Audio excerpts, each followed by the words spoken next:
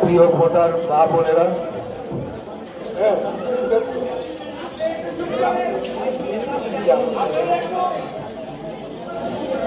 প্রিয় এলাকাবাসী, উপস্থিত ভোটারগণ, মা বোনেরা, ভাইরা, আপনাদেরকে সালাম এবং শুভেচ্ছা জানাচ্ছি। আপনাদেরকে আন্তরিকভাবে ধন্যবাদ এবং কৃতজ্ঞতা জানাচ্ছি আমার পক্ষ থেকে। আজকে আপনারা দীর্ঘক্ষণ এখানে অপেক্ষা করে এই নির্বাচনী পথসভা সফল করার জন্য অপেক্ষা করেছেন। আমি প্রথমেই কথা দিতে চাই যে গ্যাসের সমস্যাটা আমরা বেশ কিছুদিন যাবৎ এটা নিয়ে কাজ করছি এবং কিছু কিছু এলাকায় ইতিমধ্যে সমাধান আমরা করেছি।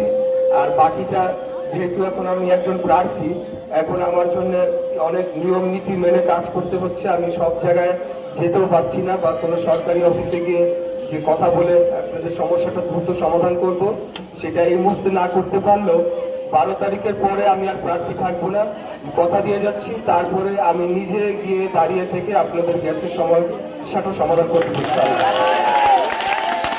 আর আপনাদের এই মন্দিরের বিষয় কিন্তু আমি এর আগেও কয়েকবার এসেছি। আমি প্রতিবারই বলে গিয়েছি যে আমাদের যখন সুযোগ আসবে আমরা সর্বোচ্চ আর্থিক সহায়তার মাধ্যমে আপনাদের এই মন্দিরটি দ্রুত সময়ের সাথে কাজ সম্পূর্ণ হয় সেটা কোনো কাজ করবো। এগুলো আপনাদের দাবি অনেক ছোট, তো তারপরেও আমি আপনাদের কাছে কয়েকটা অন্য কথা বলতে চাই যে আসলে আমাদের যারা প্রতিদ্বন্দ্বী রাজনৈতিক দল এখন আছে তাদের অনেক কিছুই এখন আমাদের কাছে একটা শঙ্কার কারণ হয়ে দাঁড়াচ্ছে।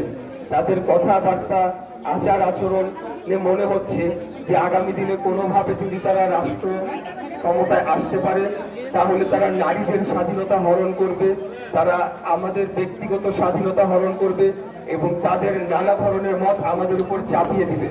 এবং আপনারা লক্ষ্য করে দেখবেন যে তারা বলছে শান্তির কথা, কিন্তু বিভিন্ন জায়গায় কিন্তু তারা পায়ে পাড়া দিয়ে ঝগড়া করছে আমাদের ব্যাপারে, আমাদের বিভিন্ন পর্যায়ের নেতৃবৃন্দের ব্যাপারে অত্যন্ত অশালীন কুরুচিপূর্ণ মন্তব্য করে চলেছে এবং ওদের কোনো শেষ নাই, সেটা অনবরত ক্রমাগত তারা করে চলছে। হয় তারা করছে বা তাদের কোনো